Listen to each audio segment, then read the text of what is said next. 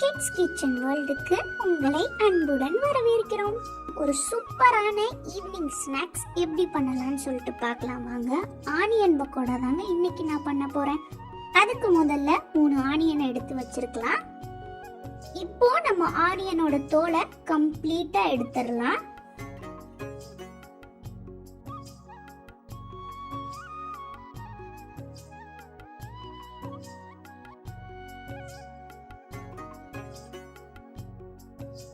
தோல் எடுத்திருக்கிற ஆனியனை சுத்தமா கழுவி எடுத்துக்கலாம்.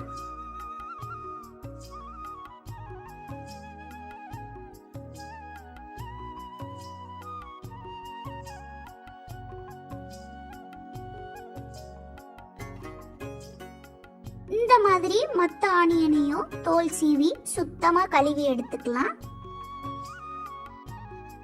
இப்போ நம்ம ஆனியனை அழகா கட் பண்ணி எடுத்துக்கலாம். ஆனியன் பஜ்ஜிக்கு கட் பண்ற மாதிரி ரவுண்டா கட் பண்ண கூடாது. இந்த மாதிரி தான் ஆனியன் பக்கோடாக்கு கட் பண்ணணும்.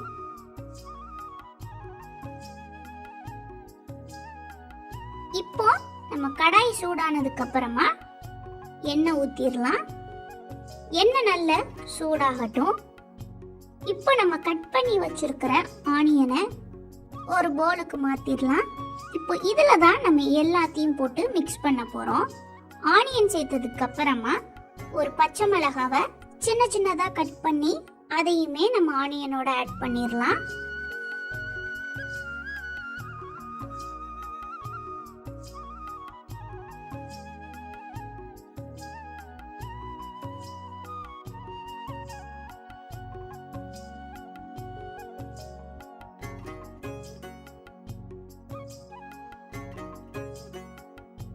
அதுக்கப்புறமா கொஞ்சமா கருவேப்பிலைய நல்லா பிச்சு போட்டு சேர்த்துக்கோங்க.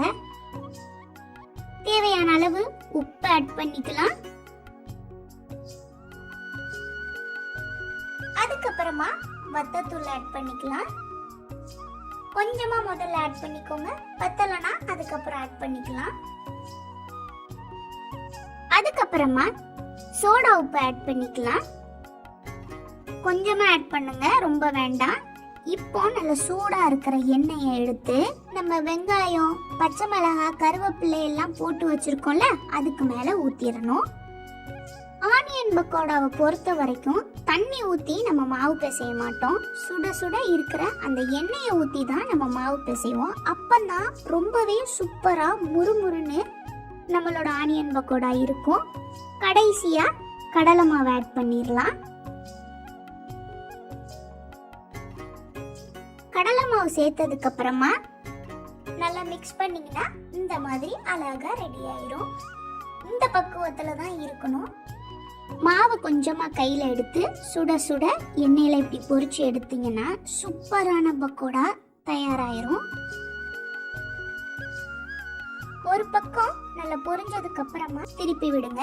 2 பக்கமும் நல்ல கோல்டன் பிரவுன் கலர்ல வந்ததுக்கு அப்புறமா நம்ம எடுத்துடலாம்.